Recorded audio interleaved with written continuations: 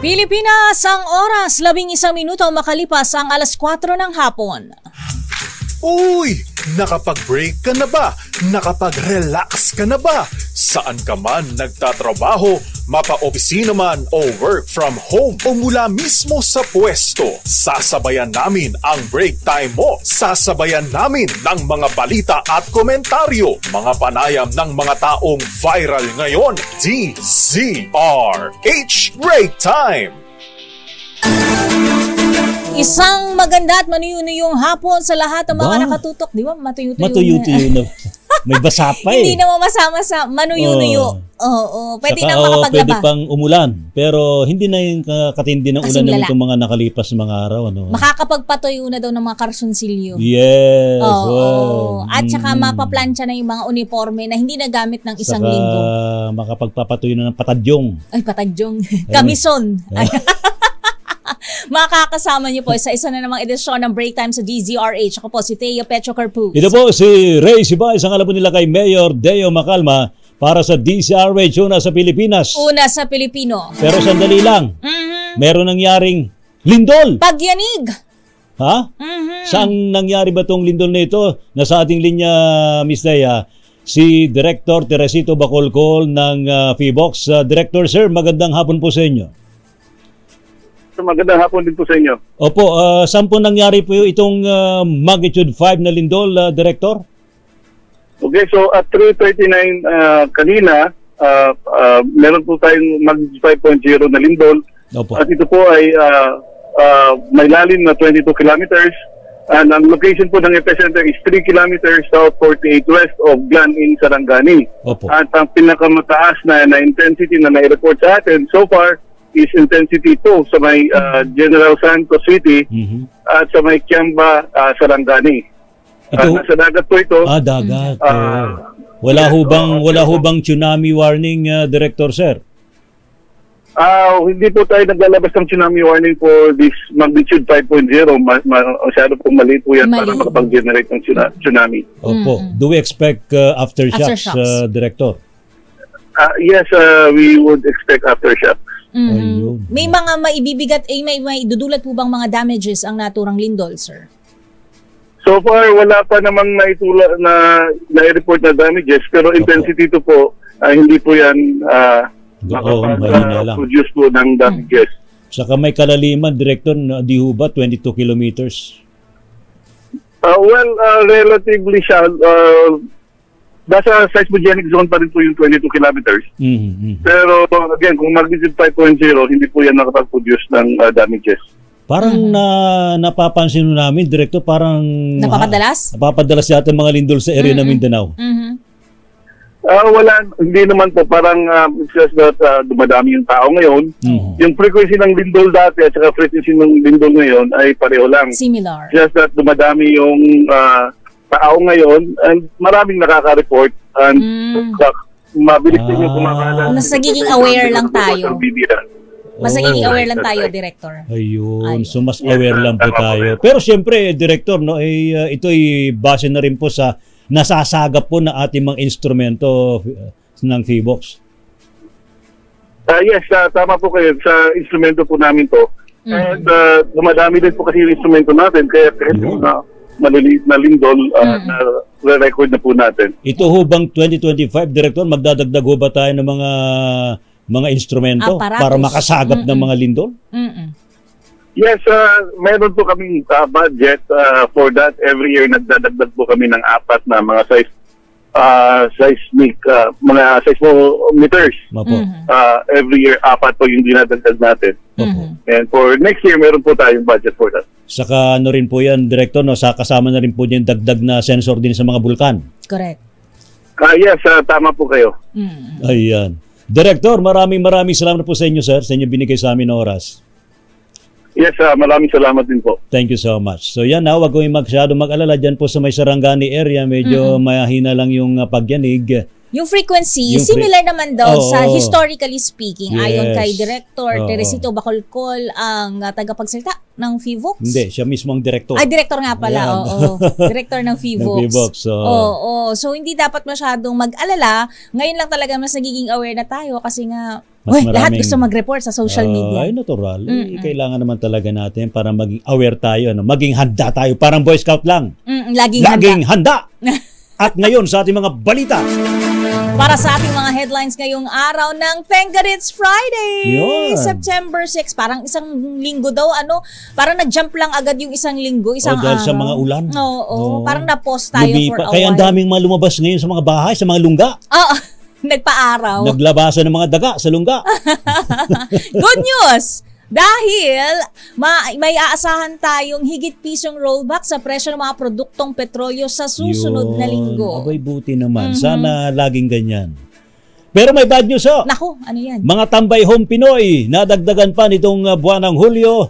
Abay, nadagdag daw sa labor force ang mga fresh graduates. Yung prisoner swap ni dismissed Mayor Alice Go at drug lord Gregory Johan Haas. Tinuldukan ni Pangulong BBM. Pangulong BBM kumpiyansa magsasabi ng katotohanan si Alice Go tungkol sa Pogo operations.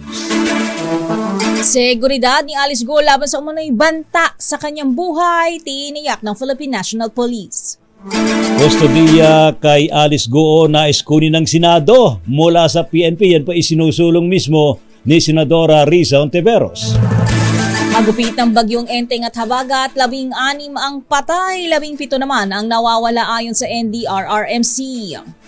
Higit po sa 6 milyong pisong halaga ng sektor agrikultura na pinsala sa bagyong Enteng at Habagat. 88 Chinese nationals na nagtatrabaho sa Pogo sa Pampanga at Tarlac, ipinatapon pabalik ng China. Sa mga mag-e-exam po ng bar. Mga gusto maging abogado. Yan. Abay, aarangkada na pala sa linggo, Miss Thea. Ang 3 araw nilang bar exam. Good luck! Good luck. Samantala, posibleng may pumasok na low pressure area sa Philippine Area of Responsibility sa susunod na linggo. Ayon sa Pag-asa, 2 ngayon ang binabantayan nilang sama ng panahon at ang isa sa mga ito ay huling namataan malapit sa PAR. Posibleng hatakin umano ito ng umiiral na habagat na magdudulot ng maulan na panahon sa Metro Manila at western sections ng Luzon sa susunod na linggo. Habang sa pagtaya ng State Weather Bureau, ang isa pang binabantayang sama ng panahon ay inaasahang papasok ng Philippine Area of Responsibility sa kalagitnaan ng buwan ng Setyembre at posible ring magpalakas sa habagat. Ito na ho ang good news. Next week sa mga motorista, magkakaroon daw po ng malaking rollback sa presyo ng petroleum products sa Martes, September 10. Ayon po sa Department of Energy, maglalaro sa pagitan ng piso hanggang 1.30 ang tapya sa presyo bawat litro ng gasolina, habang babawasan naman ng piso hanggang 1.30. Ay pareho lang. Ang bawat litro naman ng diesel, so magkapareho lang po yung inaasahan sa gasolina at diesel. At 1.20 hanggang 1.35 naman ang maaring kabawasan sa bawat litro ng kerosene. Ang mga pagbabagong ito sa presyo ng petroleum products ay nakadepende pa rin sa galawan. May galawan dyan. May kagalawan. Kagalawan ng petrolyo, presyohan ng petrolyo sa world market. Samantala, nadagdagan ang bilang ng mga Pilipinong walang trabaho noong Hulyo. Mga jobless, sabi nila. Jobless. Tambayers. Oo. Ayon sa Philippine Statistics Authority, 4.7% o katumbas ng 2.83 milyong Pilipino ang walang trabaho, 2 buwan ang nakalipas. Paliwanag ni National Statistician Dennis Mapa, tumaas ang unemployment rate dahil sa milyong-milyong fresh graduates ang nadagdag sa labor force. Sabi ni Mapa, hindi nakakuha ng trabaho ang mga bagong nagsipagtapos noong Hulyo. Dagdag pa ng opisyal, may iba ring factors na nakapag-ambag sa mataas na unemployment rate gaya ng mga sama ng panahon kaya't mababa ang demand sa employment. Pahinga na muna. Oo naman. Pagka bago kang graduate. Saka kung ano mga trabaho na kaya nyo namang gawin dyan, yun na lang muna. Gawaing Huwag bahay. mo nang mamili ng trabaho. Uy, ang daming Oh. ang daming opening in fairness. Oo, di ba? Huwag lang mamili. Saka Oo. na tayo pumirmi sa mas maganda. Oo, kapag ka Pag nandiyan capable na tayo. Yun. Mm-mm. Mananatili naman sa PNP Custodial Facility sa Campo Crame si dismiss Mayor Alice Guo alinsunod sa inilabas na commitment order ng RTC ng Capas Tarlac kasunod po ng pagharap ni Guo sa korte. Sa ambush interview sa legal counsel ni Guo na si Attorney Nicole Hamilla, sinabi niya na hindi nagpiyansa ang pinatarsik na mayora sa graft charges na inihain laban sa kanya sa korte. Ayon po kay Attorney Hamilla, pinag-uusapan pa nila ni Guo ang susunod na akbang at walaan niya silang nakikitang dahilan para magpiyansa. Kahit naman na maglagak pa sila ng piyansa o bail, ay hindi pa rin naman makalalay ang dating mayora dahil sa may iba pa siyang arrest warrant tulad po ng inilabas ng Senado. Sa ngayon po, hindi pa po siya nagbibil kasi considering na meron po kaming pending na motion din na ipa-file or if pending to be filed within the day din. Bakit hindi magbibil? Sa ngayon po kasi, we see no reason for that considering na kahit mag-bail siya, definitely hindi pa rin makukuha yung purpose considering nga na meron pa din siyang other warrant of arrest. Iyan po sa Attorney Nicole Hamilla, ang legal counsel po ni Alice Guo. Samantala nag-aalala si dismissed Mayor Alice Guo sa kanyang buhay kaya ito nagtago. Ito ang sinabi ng kanyang legal counsel na si Attorney Stephen David sa 2x2. Ayon kay David, nauunawaan niya ang hindi pagsasabi sa kanya ni Guo ng lokasyon nito dahil sa pangamba nito sa kanyang buhay. Sabi pa ni David, totoo raw na may mga banta sa buhay si Guo kaya ito umalis ng bansa. Narito ang naging pahayag ni Attorney David. Actually, naiintindihan ko kasi yung siya rin naman nagsasabi noon kasi hindi ko masabi sa media yung kanyang problema, bakit hindi siya maka 100% surrender. Kasi nga itong mga threats na emanating, nagagaling kung saan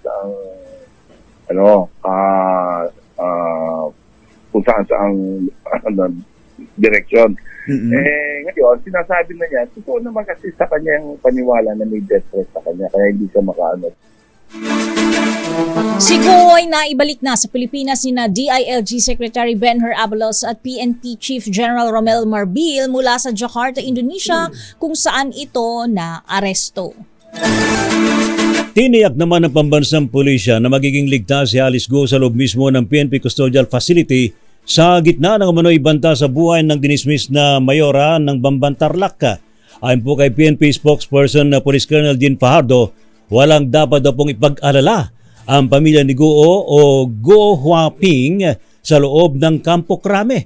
Ikinukonsidera umano ng PNP ang aligasyong nabanggit. Kaya nagbibinata na naman ako.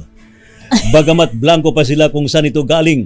Samantala, inasa namang manatili si Guo sa kustodiya ng PNP habang walang panibagong commitment order ang korte matapos mapaulat na hindi nagpiyansa ang kampo ni Guo sa graft charges na inihain ng Regional Trial Court ng Tarlac laban sa sinibak na alkalde.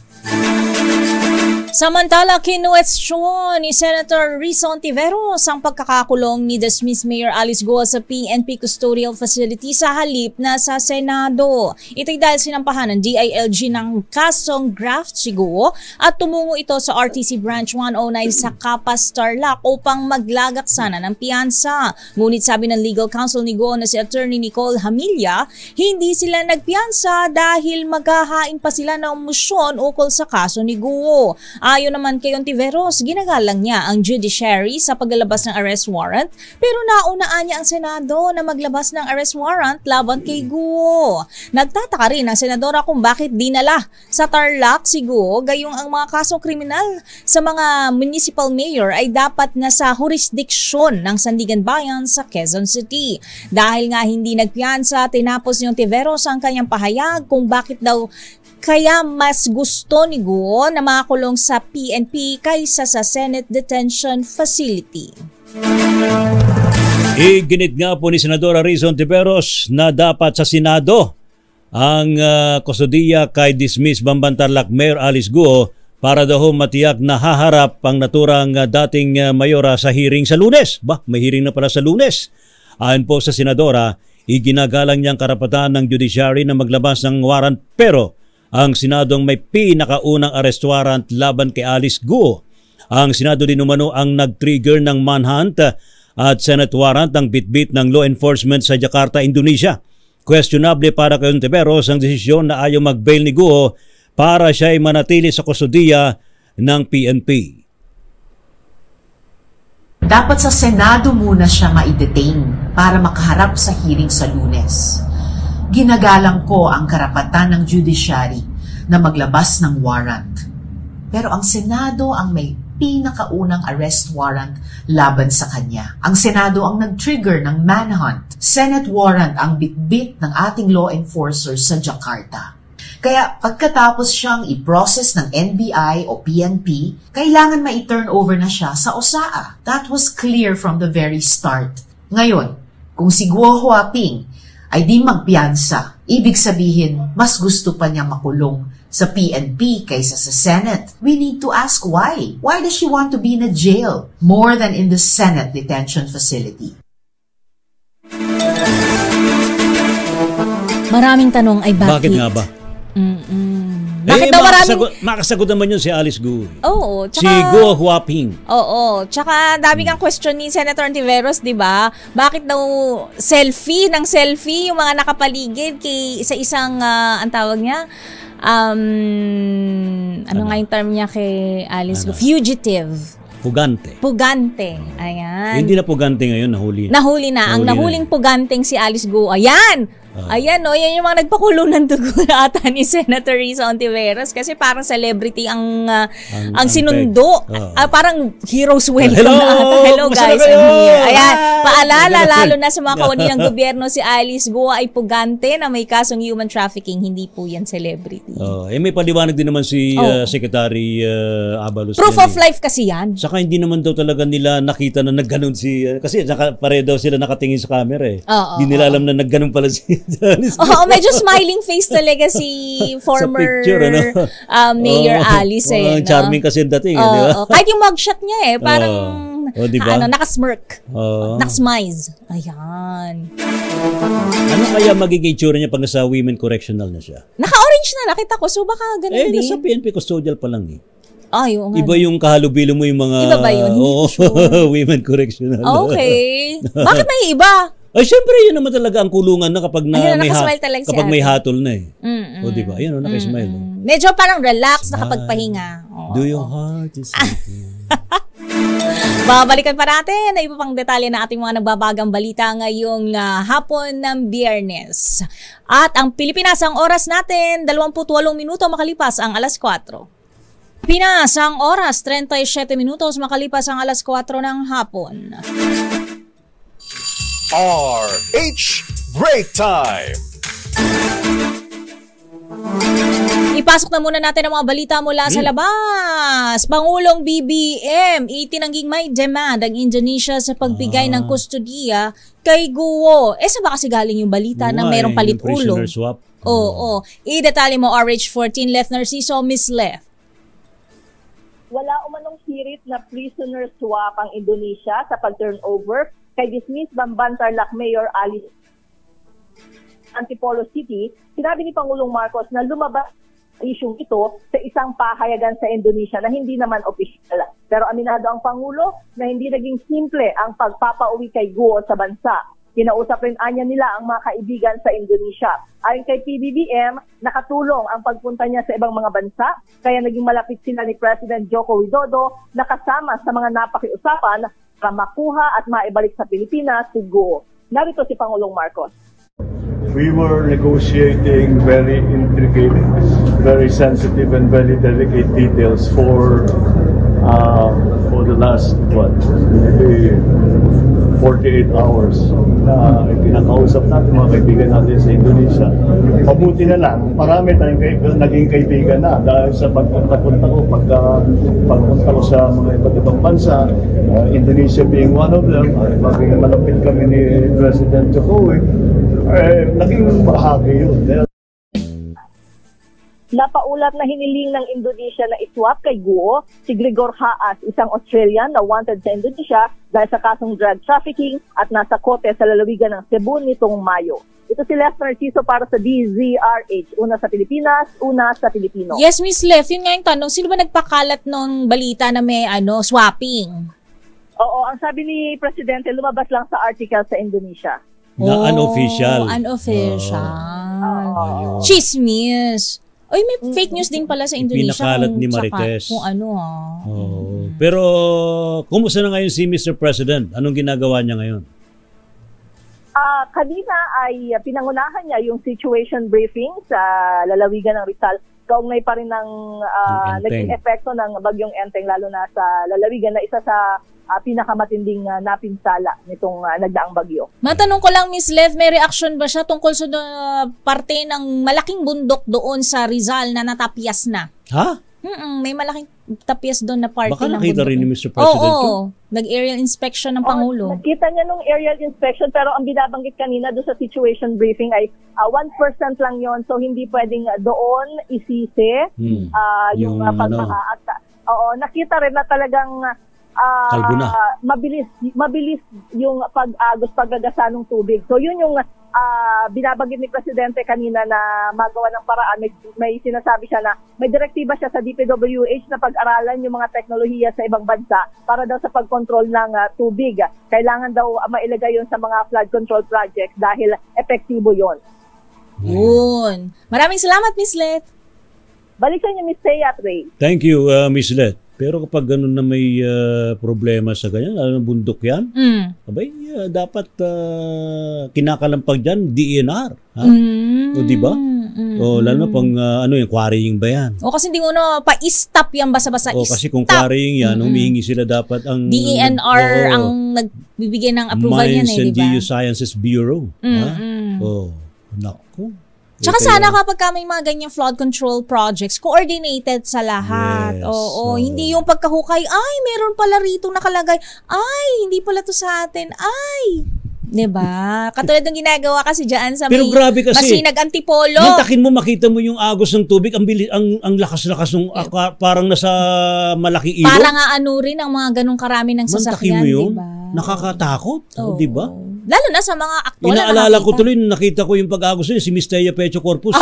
Napamessage sa akin si RS dahil sa mga nakita niyo mga videos sa Antipolo. Buti na lang, masamang damo daw. Bad grass daw, bad grass. Maraming salamat, Miss Led. Samantala naman, PNP hindi ihaharap si Guo. Ha? Sa Senate hearing nang walang court order. So dapat merong court order. Anong sasabihin na naman ni Senator Ontiveros niyan? Siya lang nga daw ang nagpalabas ng warrant of arrest. Tapos sila nang naisnab. Saka yun daw ang ginamit dun sa Indonesia. Pag-aresto. Yung Senate warrant. Ating alamin sa report ni RH52, Edniel Parosa. Edniel. Ray at Miss Thea, walang warrant ang Senate arrest order na dapat naman talaga sana yung ponente doon sa pag-aresto kay Go. Pero sabi nga ng Philippine National Police, dali ang kanilang kamay sa hirit ng mga senador na makuha na ang kustodiya ni Alice Guo. Paliwanag ni PNP spokesperson Police Colonel Jean Fajardo, kailangan pa kasi ng court order bago payagang paharapin ang sinipang mayor sa mataas na kapulungan ng Kongreso. Kabilang dito ang pagdala sa Senate hearing na kasado ulit sa Lunes, Setyembre 9.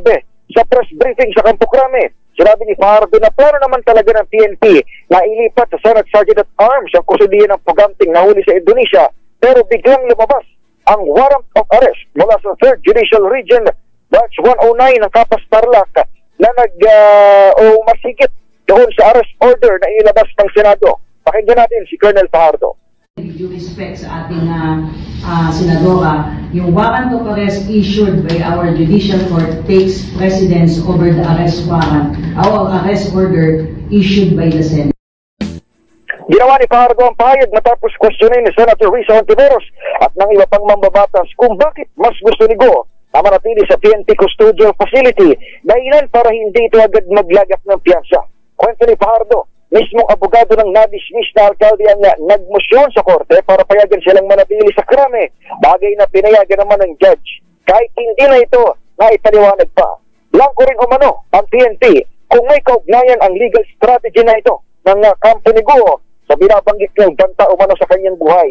Sa iwalay na text message sa DZOH News, tiniyak ng legal counsel ni Guo si Attorney Stephen David na committed ang kanilang hanay sa pambansang pulisya.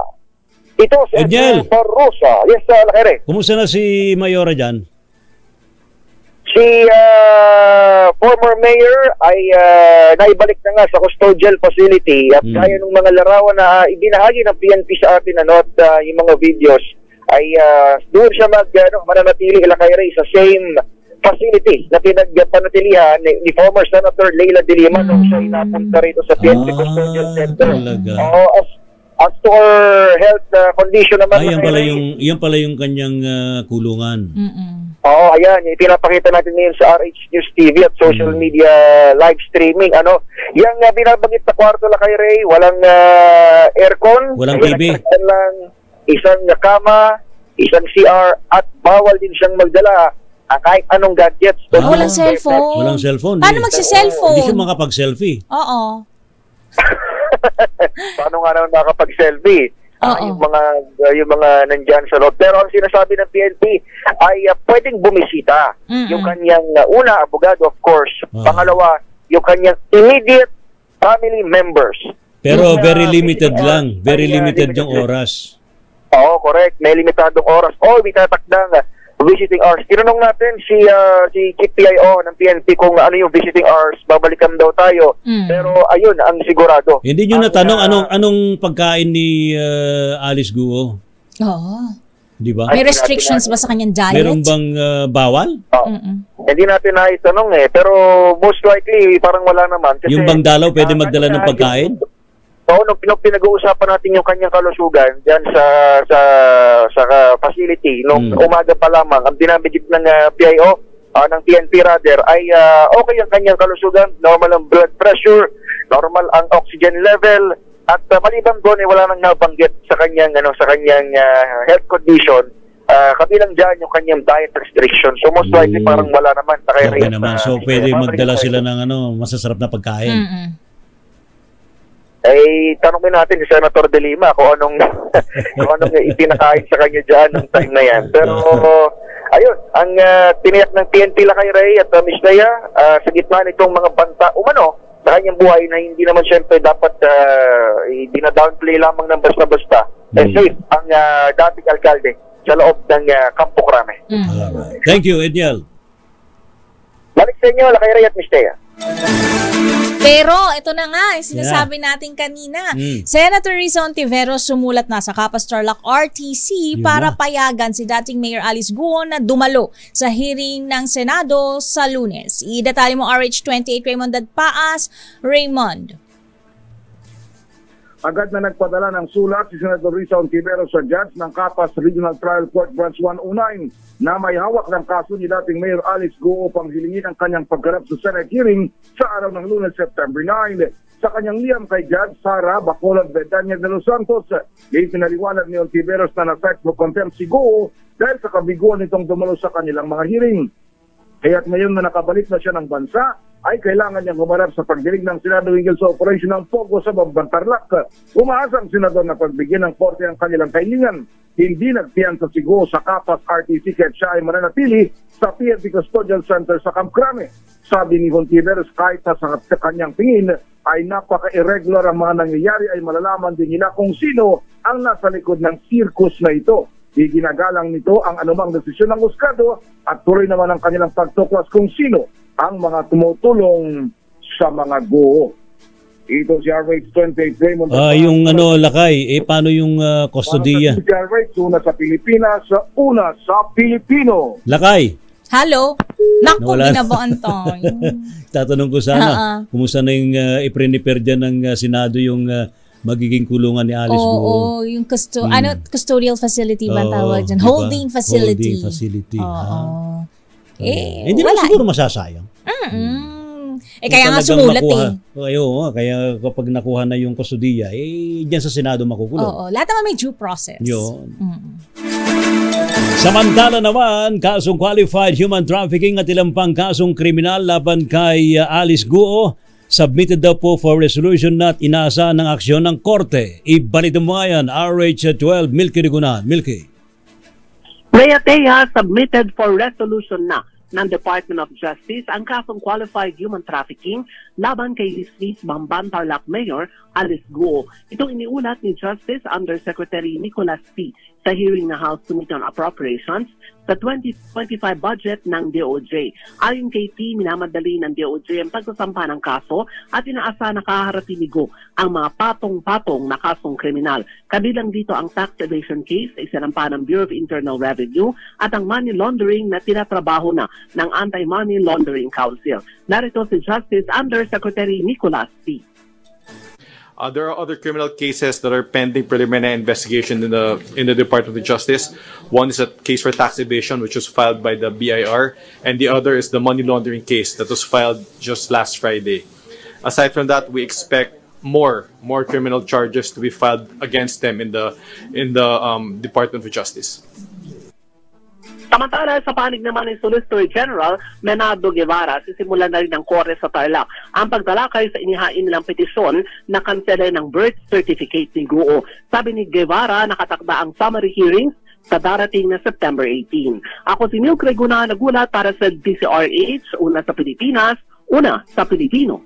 Maraming salamat, Manang Milky. Samantala, kasong cyber libel na isinampa ng aktres na si Bea Alonso laban sa girlfriend ng kanyang personal driver, binasura ng Quezon City Prosecutor's Office.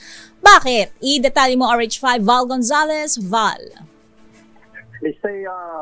Binismiss ng Quezon City Prosecutor's Office ang kasong paglabag sa Republic Act 10175 o Anti-Crime Law o sa Anti-Cybercrime Law na isinampa ng aktres na si Bea Alonso laban sa kasintahan ng kanyang driver.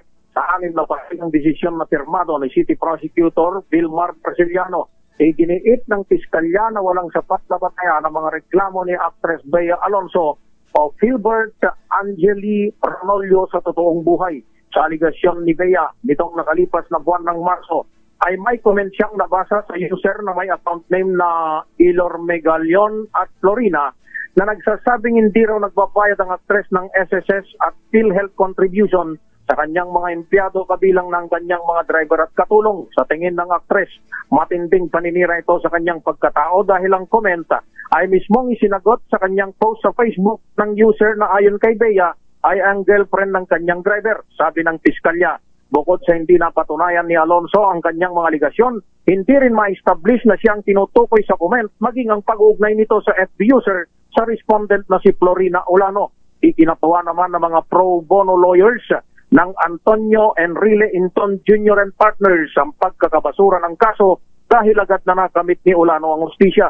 Matatanda ang una na ring sinampahan ng aktres ng kalintulad na kasong paglabag sa Anti-Cybercrime Law ang mga kolumnista at showbiz host na sina Christopher Minot Ogie Diaz dahil sa paratang na hindi umano nagbabayad ng tamang buwis ang aktres. Ako si Val Gonzalez, DZRH, una sa Pilipinas, una sa Pilipino. Maraming salamat, Val Gonzalez. Samantala naman, dali daw po ng trapiko sa Alabang Zapote Road papasok ng Las Piñas. Apektado daw po sa repair ng nasirang riprap dyan po sa River Drive sa naturang lungsod. Ibalita mo nga yan, RH27, Noche Kakas, Noche. Nakay Ray at Miss Thea, nagkalete-lete na ngayon itong daloy ng trapiko dito sa Alabang, sa Zapote Road, lungsod ng Las Piñas. Bumper to bumper ngayon ang mga sasakyan na galing ng Coastal Road, papasok ng Las Piñas City. Sa may lungos pa lang, Lakay Ray at Miss Thea, sa Bacoor, Cavite, kamot ulo na o kamot na sa ulo ang mga driver paakyat pa lang ng Alabang Zapote flyover. Apektado rin ang mga motorista sa traffic, ang mga galing ng Emilio Aguinaldo Highway sa Bacoor o sa may Barangay Talaba, papasok naman sa ilalim ng flyover sa Barangay Zapote, Las Piñas. Ang galing naman ng Baclaran na Parañaque na kumakaliwa sa Zapote Junction going to Alabang ay apektado rin ng heavy traffic. Ang dahilan dito ay ang pagsasara pansamantala dito sa Zapote River Drive na shortcut papuntang Alabang at Bacoor City, bunsod na rin ng nasirang riprap at bitak ng kalsada sa gilid ng Bacoor, pagitan na Bacoor Las Piñas River. RH 27 Noticakas DCRH. Una sa Pilipinas, una sa Pilipino. Maraming salamat, Noche Pilipinas. Ang oras, alas 4:54, kayo nakatutok pa rin sa break time sa DZRH. Sa Pilipinas, ang oras 1 minuto bago mag-alas 5, pero tinanggihan ng Office of the City Building Official ng Davao City ang kahilingan ng Police Regional Office Davao na makakuha ng master plans at building plans sa loob ng infrastruktura ng Kingdom of Jesus Christ o KOJC. Ayon sa OCBO, ang kahilingan ay paglabag sa Section 172 ng Intellectual Property Code of the Philippines o RA 8293 at mapagbibigyan lang ito sa pamamagitan ng court order. Nagpasalamat naman si Attorney Israelito Torion, Chief Legal Counsel ng KOJC, sa denial ng request. Handa naman daw po ang PNP na humarap sa anumang pagdinig o investigasyon tungkol sa pagdugis kay Pastor Apollo Kibuloy sa KOJC compound sa Davao City. Ito po reaksyon ni Davao Region Police Chief Brigadier General Nicolas Torre III kaugnay ng hearing ng Senado sa naturang eksena. Ayon po kay Torres, welcome development ng pagdinig at handa ang mga pulis na isiwalat daw po ang lahat ng kanilang mga natuklasan sa loob ng compound na pinagtataguan umano ni Kibuloy. Sinabi ng general na magkakaalaman na kapag sila ay humarap sa Senate hearing.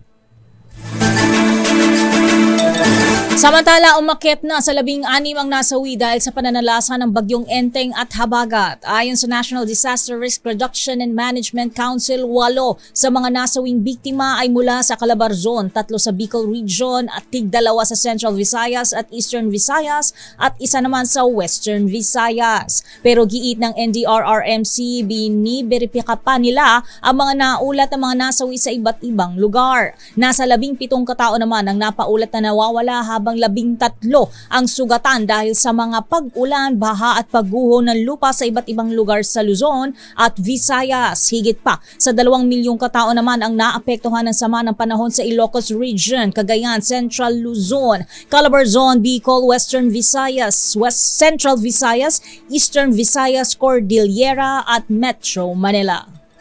Samantala, higit naman daw po sa 600 milyong pisong halaga ang napinsala naman sa sektor agrikultura kasunod po ng pananalasa ng bagyong Enteng. Ayon po sa Agriculture Department, higit sa 27,000 mga magsasaka ang apektado mula sa Cagayan Valley Region, Central Luzon, Bicol Region, Western Visayas at Eastern Visayas. Umabot naman sa higit sa 624 na milyong piso ang halaga po ng mga nasirang palayan kung saan pinakapektadong bahagi naman ng Camarines Sur. 5 araw nang naantala ang pagpapatuloy ng oil siphoning o pagsipsip ng langis sa lumubog na barko sa Bataan dahil sa sama ng panahon. Ayon sa Philippine Coast Guard, patuloy pa ring nakararanas ng malakas na alon at mga pag-ulan sa lugar kung saan lumubog ang MTRK Terra Nova. Nasa mahigit 1,250,000 liters na ng oil waste ang nakolekta ng Philippine Coast Guard mula sa naturang motor tanker simula August 19 hanggang September 1. Karga noon ng tanker ang nasa 1.4 million liters ng industrial fuel oil nang ito'y lumubog sa Limay, Bataan. Nasa 88 Chinese nationals naman nang nahuli sa magkaiwalay na operasyon sa iba't ibang pogo ang ipinatapon na palabas ng Pilipinas. Ayon po kay Presidential Anti-Organized Crime Commission or PAOC Chief Undersecretary Gilbert Cruz, ang naturang mga dayuhan ay mula sa nadiskubreng Pogo Hub sa Bamban, Tarlac at maging sa Porac, Pampanga. Sakay po ng 2 bus ay inihatid na ng mga tauhan ng PAOC sa naiyang mga ito para kanina. Abay lumipad na pala. Alas 10 ng umagang kanilang lipad. Pabalik ng China.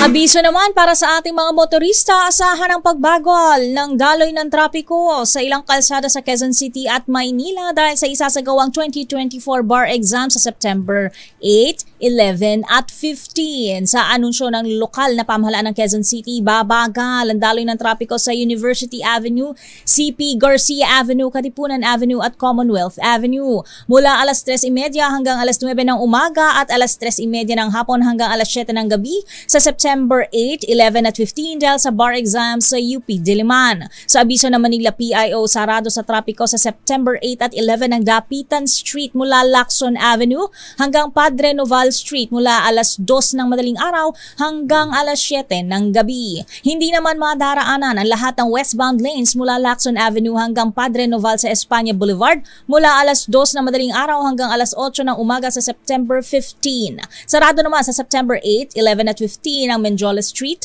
at Concepcion Aguila Street mula alas 2 ng madaling araw hanggang alas 7 ng gabi. Kaya naman pinapayuhan ng mga motorista na dumaan sa mga alternatibong ruta sa mga nasabing mga araw at good luck sa mga bar examinees. Yun, sa mga gustong maging abogado, abogada. Yan. Gamitin ng tama. Yan ang inyong napag-aralan. At sa ating sports, mga banat laban sa volleyball team Akari Chargers, hindi rin naitigil na. Ibalita mo nga yan, Kristan Karab. Kristan. Tama na. Ito ang panawagan ni Michelle Cobb sa mga umatake sa Akari Chargers sa social media. Binabanatan sa social media ang Chargers mula noong magwagi ang koponan laban sa PLDT High-Speed Hitters sa semifinals ng Premier Volleyball League Reinforced Conference. Sa kanyang Instagram account, sinabi ang team captain ng Chargers na sumusobra na ang mga netizens dahil meron mga ilan na hinihiling na ma-injure ang kanyang mga teammates. Sabi pa ni Cobb na kalungkot ang kasalukuyang sitwasyon. Igit ni Cobb na Akari ay 12 din lang ng ibang koponan ng PBL na nagpapakahirap at nagsasakripisyo para makalaro ng maayos. Dagdag rin niya na lahat ng manlalaro ng PBL ay magkakaibigan at nagkakaintindihan.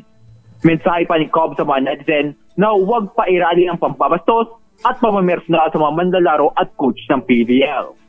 Naging kontrobensyal ang panalo ng Chargers dahil sa desisyon ng mga referee na ibasura ang challenge ng high-speed hitter sa 5th set ng laro. Gusto ng PLDT na matawagan ng net touch foul si Ezra Madrigal ng Akari dahil sumama siya sa net.